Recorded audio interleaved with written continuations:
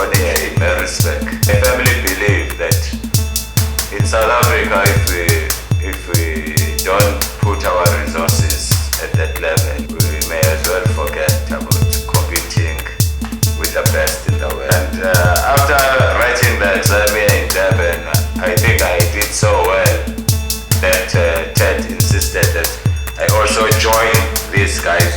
It's sort of an institution, you know. So it starts from 5-year-olds. Inaugural episode of Sitting with the Stars. I couldn't think of anyone else to start with this journey. The legendary Coach Thabo Dladla. I think he has seen it all over 3 decades or so. I think you've been involved in soccer for the past 3 decades. You've seen it all happening. Almost all the professional players that we have, especially from Maritzburg, I think they've went through your hand. So today, it's another way of celebrating your life. It's another way of celebrating the contribution that you've made, especially to Maritzburg football. That's why I said, let me start with the person who has been nurturing all these stars, even before we could speak to them. Thank you so much, Coach, for availing yourself just to be with me today. We will be looking at different topics in South African ball. But before we start, can we look behind this legendary coach? Who are you? Where were you born? Where were you raised? Did you play football? What inspired you to be in the football fraternity? Yeah, no, thank you very much. Thanks again for inviting me. Briefly, it's always difficult to speak about yourself, so I'm not too sure when I was born, but I was born here in Maritzburg, and then I grew up here in Maritzburg. At some stage, we stayed at Slang's Fruit. So my mom, my father, they were renting a room there. So and I also went to school, primary school at Slang's Fruit. And then later on, we moved to Imbali and attended Sowantu Secondary School. So football-wise, I think I was a late starter. Oh, yes. It was start, stops. So I only started becoming serious about football when I was doing what they call grade 10 now, JC Sowantu. So I was playing for the second team at Sowantu. Then I passed, I moved to Durban, to Ohlange. And I think that's where my footballing journey really started. So when I came to the high school, because then I came together with Mahlalela Hadel. I was playing for Lamontville Coldeneros, and we went on to play for Kaizer Chiefs. We came to the school together and we played against the so-called old students and the newcomers. Yeah. So, and I think on that day they were impressed. And then we moved into the first team straight away. So, and football in Durban was big. We had Zuvele, Joel Fire, Lamontville, Chesterville, and at that time, school football was really. At that time, grade 11, grade 12 boys were already playing professional football. Because even with myself, I joined Union Jacks. I was recruited by late Skara Kumalu, who went on to play for Amazon. So I was playing in a league where MbomaSport United, Durban, they call them Durban City now. Oh, yes. Yeah, in that national first division, when I was doing grade 11, you know. Oh, wow. So to illustrate, at that time, how advanced football in South Africa was. That's briefly. But maybe what inspired me to continue, particularly with coaching, was at Ohlange, I had a scholarship here, football. So then I realized that if we can help young, poor guys to nurture their talents, so they can either get scholarships to continue with their education, or they can move to greener pastures football-wise. If they are successful, they can move their families from poverty, away Oh, from yes. poverty. Yeah, Basically, that's how you started. yeah. That's how Yeah. I started. Yeah. Do you still remember the very first time when you started coaching? Where was it? What has inspired you, like really, to now to say, I want to become a coach? Did you have that in mind that you want to become a coach, or it's just happened because you were a professional soccer player? Then the transition was kind of like obvious. No, not really. At Ohlange, you know, when you were a soccer captain at Ohlange, Oh yes. Ohlange was a very big school. Because even up to today, my former colleagues at the high school, Yeah. when they meet me, they still call me captain because I was the captain of the first team. Oh. Even teachers, Yeah. Mr. Sangwen is retired now. We became a principal later. Whenever he meets me, he says, "Oh, well, captain, hey, captain." Oh, yes. So when you were a captain, then you also had the responsibility to train the team. Yeah. Although it was not coaching in the true sense of coaching. So you are a leader. Coaches are leaders. So you also had to take responsibility in the training of the team, preparation of the team. So then when I went to Dumitru, the College of Education, So I started becoming even more interested in coaching, in coaching, Than playing. than playing, you know. So and then when I started teaching, then I continued coaching at school level, and I remember I organized a Clover tournament when I was teaching at Msimude in Sudwatas. So a long time ago, and the final was played by Msimude and Amakol. So I was coaching Msimude and organizing the tournament. As well. So that's how it started, you know. That's how it started, basically. Or that's where you drew the inspiration of becoming a coach. Definitely, the inspiration of becoming a coach. I drew it from there. And then later on, I went to Durban, Westville, to do a sports science degree. So, and when I was there was an old man who, Mr. Mbekwa, was working for the Department of Sports and Recreation. So he organized Ted Dumitru to come and run the coaching course in Durban. So when was this? Around About 1993. 93, it was 93. Okay. So I attended that course. I also invited my friends, Zaf and Reggie, late Reggie. And Reggie dropped along the way, you know. So for some strange reason, I took it so seriously, that course. And that is why I always advise people that whatever you do, you must do it to the best of your ability. So, and in Johannesburg, they ran a course, a similar course, and some but Calvin Johnson and Farouk Khan, I forget this other Indian, and not Farouk Khan, and Chris Rollaway-Ndlovu, late Chris Rollaway-Ndlovu, also played for Kaizer Chiefs. So they were going to go to Holland. So, and after writing the exam here in Durban, I think I did so well that Ted insisted that I also join these guys. And they had already prepared everything for them. For the one that we're going to Holland. Going to Holland. So then I went in, and I went to Holland. So and I was also very fortunate that I attended the course, which was run by Rinus Michels. So the FIFA coach of the century, the father of total football. So the man who developed the kind of football that was played at Ajax Amsterdam, a man who developed Obo, who is this guy who has just passed away, who also went to Barcelona. They are his products, you know. So, and was fortunate. And then after that, things started happening, you know.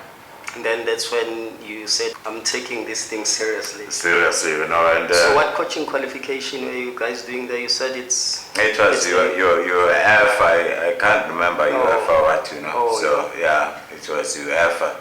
You know, UEFA, they have UEFA A, B, C, but it's not the same. UEFA B in Holland is not the same as in Spain. It's not the same in Germany. Something like that. Coach, thank you very much for that brief history, like of your early years in football, playing and also in coaching. Let's start now. Can we look at what you're currently doing, and also look at what achievement have you achieved with your current project? Is it Izichwe Football Academy? Oh, the Izichwe program, yes. Izichwe, it's sort of an institution, you know. So it starts from 5-year-olds. Oh, from the 5-year-olds. 5-year-olds, you know, because I firmly believe that in South Africa, if we don't put our resources at that level, we may as well forget about competing with the best in the world. At the international level. Because football, sports, just like mathematics or physical science, it's a discipline. It's a discipline, So the earlier you start, the better. The better. So hence, people are singing praises of Spanish teams, the so-called Barcelona, as if it's a miracle, you know. It's not a miracle, it's you not. know. And what also encourages me, it's what the Minister of Basic Education said recently when they were releasing the results, that the foundation phase, grade R, is a priority. Because you can't be talking about grade 12 when grade R, there are gaps. There is no foundation. There is no foundation. So for it's about football and education. Maybe just to divert to show you why education. This year we had a boy who went to an office school. His father worked at UKZN where we trained. So he used to come from Kambatini and train here for years. He got 7 A's. Oh, wow. He was second in mathematics in this region. Wow, in this Maritzburg region. In region. Second in mathematics, including all the so-called top schools here, was second. Oh, but he's an active participant at the... For the... So he was there for 5 years. So he trains regularly? He was training regular. You know why, Coach, I'm saying that? It's because I think this has been my concern, especially when we're looking at most of our township schools. You find out that children attend school like 7 days a week, from as early from 6 o'clock up to 4:30 to 5. There is no sporting activities. There is no balance between school and sport. You almost know that when a child reaches grade 10. That child future in sport, it's almost done, because they won't get a chance to go and practice and everything. I think it's good that you touch a story like that. So there is a boy that was actively participating at the academy, but he was able to get like this straight 7 A's. I think that's good. I know that's Izichwe football development. It's not like a relatively new project. I remember sometimes back in, was it I think around 2014 to 2017, you had a very good team. I remember I was there. I'm not sure because I was there because a friend coach of mine took me when they were playing against your team. I think you had a very good players, almost the whole of the squad that I saw there. I wonder where are they, because I've never get to know the name of those players, but I remember, I think I saw you once. And they were young. They were a very good player. From the goalkeeper to the fullbacks, you could tell they were technically and tactically very good. So the majority of them, because as I say, it was also both school and education. They'll train, after training, we had a lecture hall, they'll go for study from the first day of the school. They'll study. So we have many graduates from that program, a number of them with masters in science. In science. So they wrote, most of them, they wrote matric training in SAP, playing in SAP League, training every day, we're training 5 days a week. Sometimes SAP with their crazy featuring, we play Saturday and Sunday, you know, so it was a very hectic problem. And one of them, unfortunately, Leander Jonas, he was hit by the lightning playing for Maritzburg United. Oh, is it? Oh, it's one of those guys. I remember that incident. Unfortunately, he passed on, you know. So, and that also had a great effect on his peers, you know, So, but the majority of them have done very well in their life, because so they are doing very well. Because as coaches, as we are leaders, we should be looking at people 20 years, 30 years later, when they are fathers, they are husbands. So what type of men are they becoming, you know? So we should train players to become like great human beings. Human beings.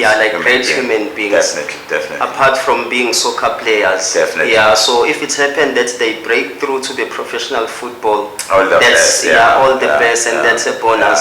But if not, they should still be able to do well. And train them such that they are in football for life.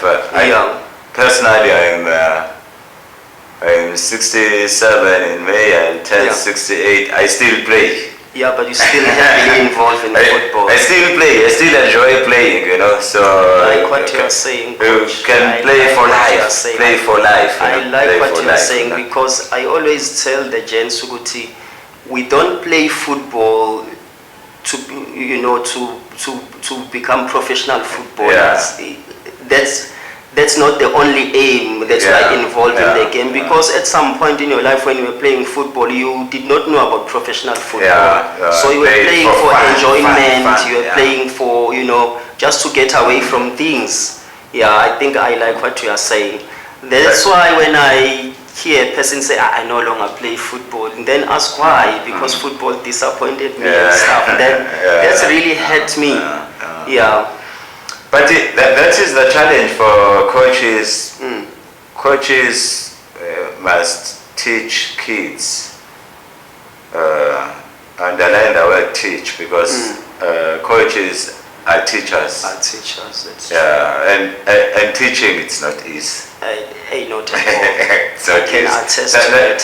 That is why sometimes we shout, we make all kinds of noise, as if shouting is teaching.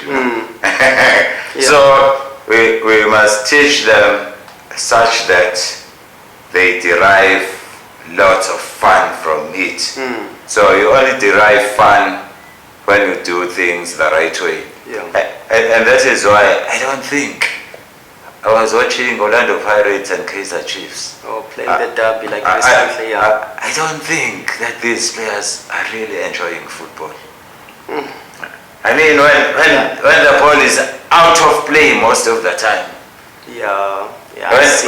One, two touches, it's out of play. One, two touches. When there are more throw-ins than interpassing.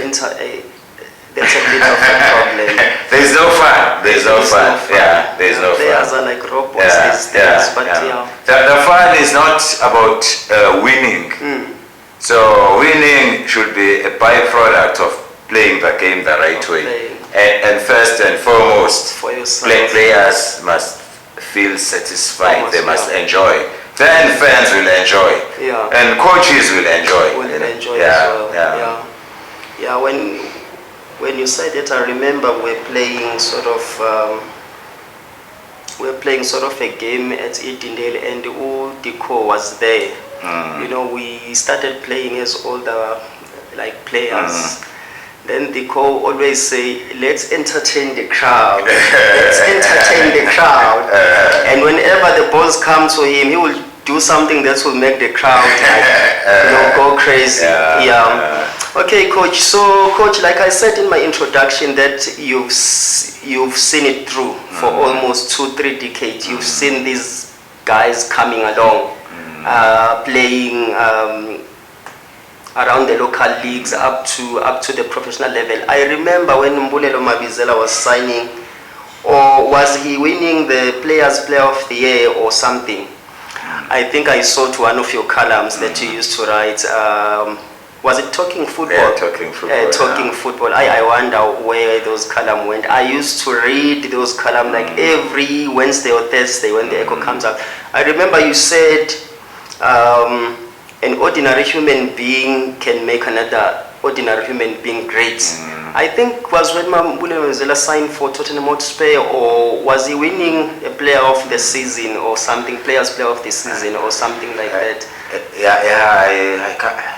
Though, because of the years, it's my great things have not been done by the most famous people. I remember you mentioned Babu Mateo. Great things have been done by ordinary people, you know. Yes. So I look, for instance, here in Maritzburg, you look at Umalombo, someone like Umalombo. Yes. So he's an ordinary guy. I know him when he was selling eggs at Rank. Oh wow. So, and he has groomed so many young people for years, putting them in his buggy, going to play, and most of them are something in life today. So you find some of them are graduates. I don't think Malombo even has a matric. Yeah. So, but can you imagine just an ordinary but he has human inspired people to move from this level to that level. You know? So we are all capable of doing this, you know. Yeah, that's of true, doing Coach. this. We can plant the seeds, and we should be planting more seeds to take. I mean, sometimes you see a kid walking around. Can't even clean his nose. So most of the time we think he'll always be this. We don't imagine that that could be the president of this country. It's possible. It's possible. So hence we must try to be more nicer to people and try to do good. Try to help wherever you can help, you know, because you don't know what tomorrow holds for you. For that person as well. And even for that person as well. So, Coach, I always went to the library archives and sort of went to the old stories of Peter Maritzburg. One of the things that I always find in the old stories in Peter Maritzburg, it's the Tehuise Football Center. I think the impact that it plays in the local game. So I'm always curious about that project, as to how it started, what was the idea behind it, and then because I know that a lot of these guys went through that center as well. Then Bryce Moon. They were there. And also he left back like Ajax. Brett Evans. Sean Potgieter. Onsizwa. Sipho, Moneso, Vumile, the list is endless. It's endless. No, It was as a result of my connection with UTED. So then when they started centers that were going to be sponsored by Transnet. So because of this relationship that I now had with Coach Dumitru, so we were able to secure a center in Maritzburg. So, and for me there was one objective for this. You know, we're coming from a period of bloodbath, violence, where heroes were people with guns. So, and I remember very well, you know, I said to people that we need to start grooming new heroes for the future young generations that will be coming up. People that young people can look up to, you know. So I think to a lesser extent we achieved that, because after Mbulelo, we have some of the brightest people who have represented this town very well, but we don't talk much about it. Umkhulisi, a humble boy, a gentleman, a respectful person. I think he was inspired by the achievements of Skuta. Without that, we would not have had Umkhulisi. So, and people like Coach Thabo, the late Nkosi, the late Katz, the late Steve Maseko. So they made lots of contribution in terms of coaching Gleo Center. Yeah, so what football philosophy were you applying there? Because I think there's something different, you know, that you guys were doing there. That's every player that has went through that program. When you arrive in the Premier Soccer League, you just they dominate the ball. They dominate. They dominate. They become the talk of the town. Even they went on to represent national team. That's even old John. You know, the goal he scored for Tottenham Hotspur. I think that's still a wow. You know. No, the idea for us, and even up to today, for me personally, so your first opponent is the ball. So conquer the ball. You must be the master. You must dominate the ball. Because if you can't dominate the ball, if you can't deal with this opponent, so how do you deal with two opponents now, the defender and the ball? So dominate the ball. So we did lots of work on the ball, and we are still doing a lot of work on the ball. On the ball now. Coach, so what were the greatest challenge, like when you were still coming as an up and young coach, up until today now that you are a legend coach that you are? Because I can share a lot of challenges for us as young coaches. One of the things that we work, we own teams, you know, we don't have time for preparations like you said. We don't have a set schedule, you know, for our teams that we call it's our development. And so what were the greatest challenge when you were coming up, even now, that you think, you know, they are hindering the growth of football?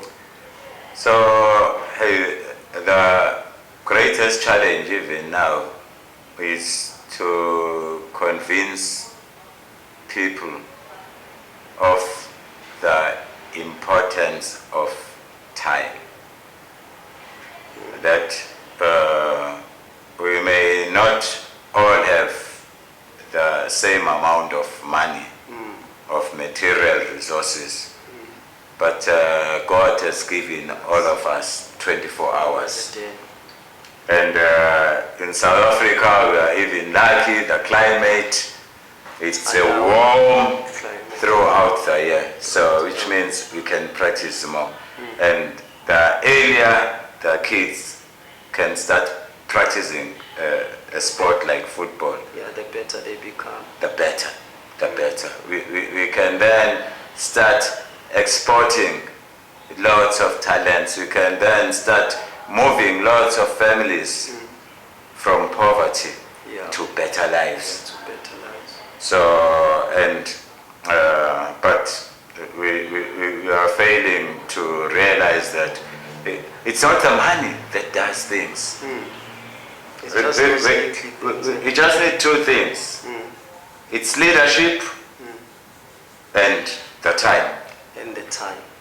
Leadership and the time. And that's it. That's it. So even within the street where people are staying, parents within there, can you say, hey, Thabo, our kids, we want them to play. Can you give us some ideas? How can we start them working? Can you start developing leaders within this community, you know? Yeah. So that is not a problem. That is not a problem. We need leaders and recognize the importance of time that we have. Yeah. That's true, Coach. One of the challenges that I think we are facing as a region, or just as Maritzburg as a whole, I think it's the sporting facilities. I think now there are more and more soccer teams that have been developed. You know, where I'm training my boys, I think we are sharing the ground with more than 5 teams. I'm not exaggerating this. I can count. I can count and more they can't than 5 play teams. 11 versus 11. Exactly. Because of that. You know, and another problem with that is that when you trying to teach something this corner and they are doing something in that other corner, maybe in that other corner they are just playing like 11 v11 in that other corner. Kids just want to play, so they will just stand. They will just stand and look where, you know, they are playing football v11. Whatever you said into this kid, then the next time he's training in the corner there. So I think that has been the greatest challenge that I've experienced as well. Yeah, it's still a question of leadership. I think as communities we speak of youth as the future, but actions are really not showing, you know. Yeah, they are not showing. So, and it's sad, you know, for us who grew up during the apartheid, I'll say this with no fear of contradiction. We played in far better facilities than our grandchildren play in today when black people are in charge. That's true. And it's sad. It's very sad. And it's sad. It's sad. It's something that can speak to anyone who's my age. Played in far better facilities. Yeah, soccer ground like Wadley, Kobolo, Yeah. I think were far better back then. Even in terms of maintenance, Definitely. I think we are failing somewhere there. Even if people have been sent to maintain the ground or just to cut the grass, they will just cut it as if they are making you guys a favor. They will just go round and round, then they are gone. We don't do things with love. Exactly. With love. Yeah, we just do things because we are hired to do those things. Yeah. No, that said, I think that's another area that we need to improve as human beings as a whole. Yeah. Coach, so now let's look at so the standard of football. Is it better now, or was it better like back in the days? If we, if I can maybe pose the question like that, now like a straight question like that. Now for me, it's not fair to compare. Generally, players of today they are exposed on far more things than we were exposed in the past. Yeah. So, and but compared to international standards, that is another question. That is another question. So I think that is the question that we should be posing. That we should be asking. Posing, was it compared to international football? What is the standard? I mean, So, take a basic example. I was listening this morning. Arthur, Coach Amazulu, saying, Amazulu are a work in progress. And I was asking myself, because Amazulu, almost 95% of their team is over 30. Yeah. You have 35-year-olds there. Yeah. And you say it's a work in progress. Work in progress, yeah. And the chairman is saying by 2030 they want to be dominant in Africa. But you don't even have a 24-year-old in your team. Let alone a 17, an 18, a 19-year-old. Yeah, and you're talking about the future. Yeah, that's a bit of a problem. When you look at it in that perspective, so that's a problem. Then it tells you about the kind of leadership that we have. That we have. Yeah, I was also looking at the SAFA vision. I think it's Vision 2022. We've already went past year 2022. I think it says the success of South African football, it's based on how many teams qualified for tournaments. I think that's how they gauge the success of South African football. Is it the right way of looking at it? To say, the success of South African football is when Bafana have qualified for the AFCON, when our women's team have qualified for AFCON and all these other tournaments, let alone winning them. I don't think it says anything, like SAFA Vision 22, I don't think it says anything about winning. I might be corrected there. Yeah, a problem when you set your standard too low, that's what happens. So no one in the world celebrates qualifying. People celebrate winning. Winning, yeah. You don't celebrate qualifying for the World Cup. Yeah. You celebrate winning the World Cup. It was one of the reasons. I worked for many years for national teams. The under 23s. And the under 20, under 23s. And I left mainly because of that, That people were just content to qualify and go to these events, Yeah. So, and I could no longer stand watching our team struggling against like the low nations, the best teams in the world. For instance, to give you just one example, in 1997 we played the World Cup under 20 in Malaysia. Yeah. And we had Brazil and Korea and France. Yeah.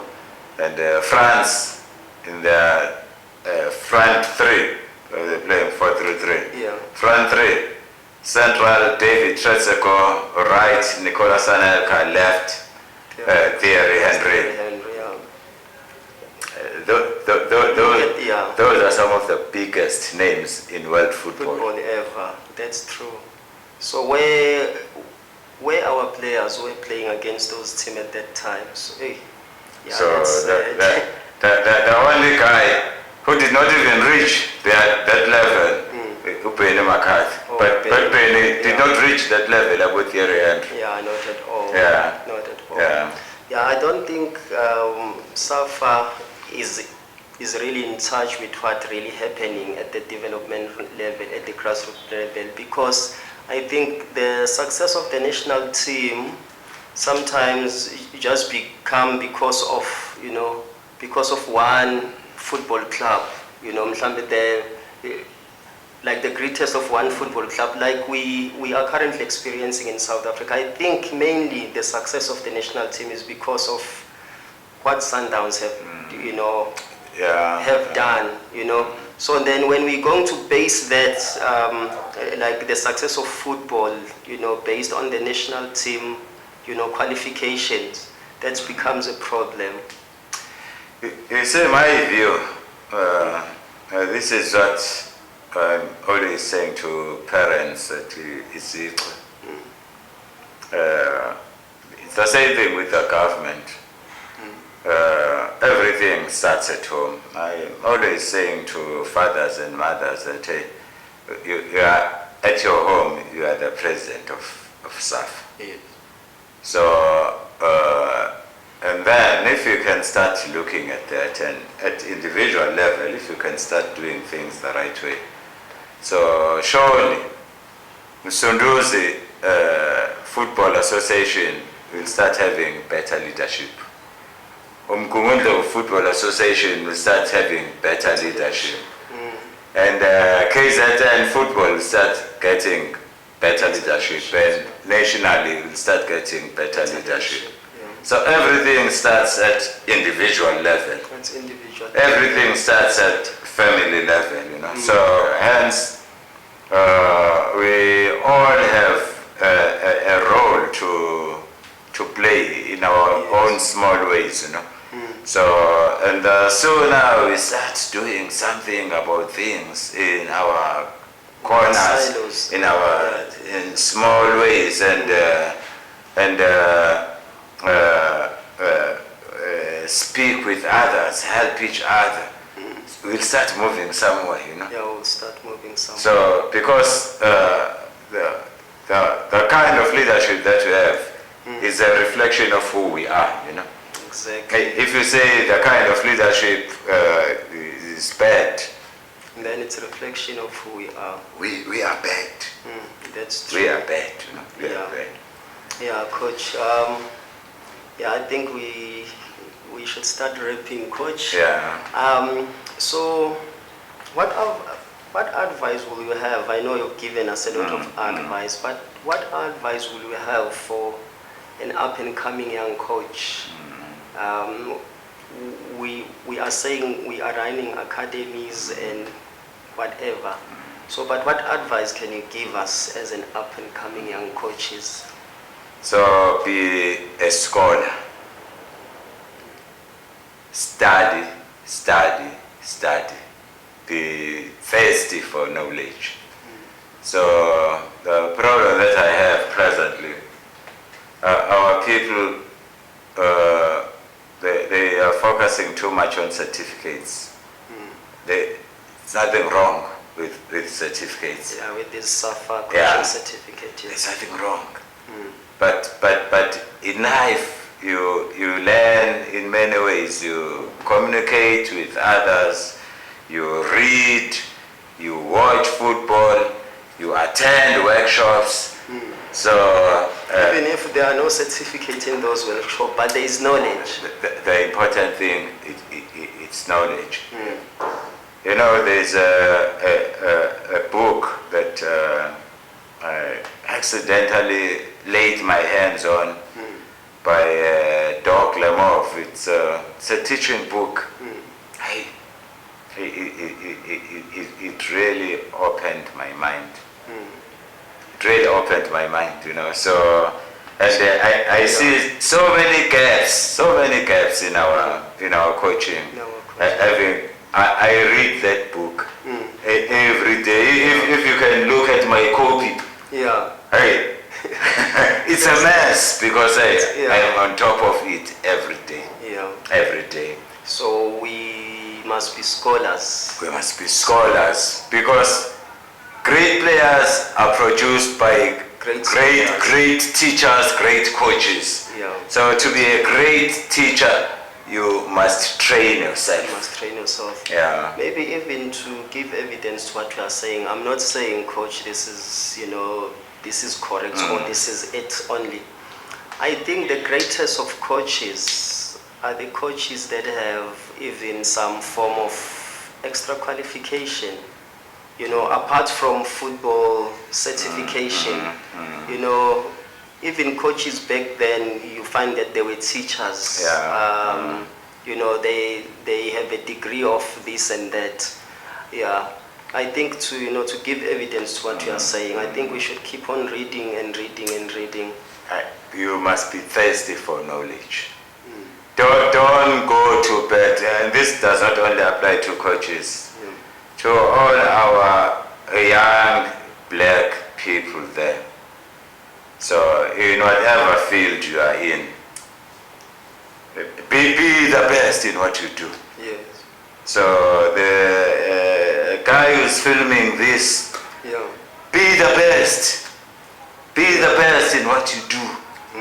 And you can only be the best if you are always trying things, Yeah. improving yourself all the time. And you can only improve yourself through study. Through study. Yeah, and That through is true.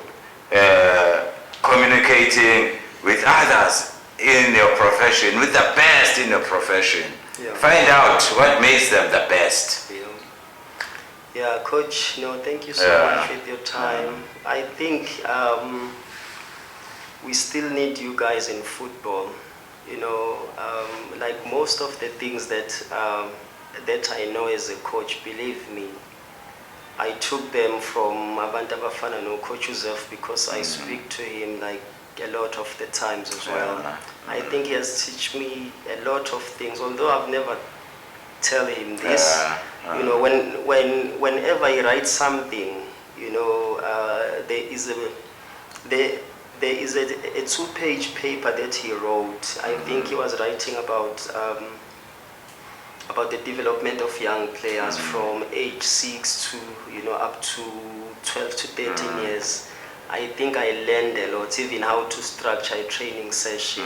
I think whatever he has wrote, I think I always read and say, oh, okay, I'm making here. Let me try and improve. I quickly go to YouTube and, so we are very lucky as today's coaches. We've got a lot of resources in our, in our exposure. So for you, Coach, where are you now? Are we seeing you going back to professional football? Never. So what if a coach is, maybe one of the team is approaching you? No. I want my baby is working with Izichwe, and I am also a grandfather. I have 2 young grandsons, Ubantu, Asante. Yeah. So they must have a benefit of having had a grandfather like myself. That's true. So 10, 20, 30 years when I'm gone, they must look back and say, hey, we're very lucky. We're very lucky. That's true. Look at the things that grandfather taught us. So you're not going back to professional No. Maybe as an advisor to one of the team or anything like that. So it's my grandson's Izichwe. Yeah. So I also do a bit of farming. I have cattle, I have goats, so I'm very busy. There's a lot of money in today's football. Okay, Coach. Thank you very much. Thank you very much for accepting our invitation, Coach. Okay. So if you were maybe one last more question to sum like your life, maybe with 2 or 3 words, like your coaching or like your football life, what would you say? Lucky. I've been very lucky. You've been very lucky. I've been very lucky. Things that I've experienced, I've experienced so much. For someone who grew up in a rented room in Slangspoort that was leaking, I remember my mother putting some dishes on the bed so that it won't be wet. So to go all the way and coach in the Olympics in 2000 and go to the World Cup and visit all these countries around the world and coach at almost every level in South Africa. That's very lucky. So I've been very lucky. I've been very lucky. But you've been putting the work as well. Yeah, You've been yeah. putting But the also work. the element of luck, you know. Oh, yeah, I must be grateful to God. That's true. Coach. Thank you so much. I hope everyone who going to to see this episode will also learn something and take some page in it. Okay. Yeah, we will keep on trying as well. Okay. So that to make sure that we don't, we keep on your legacies. I'll also keep communicating. Yeah. So if there are ideas, football ideas, and everything. so I'll throw it to you.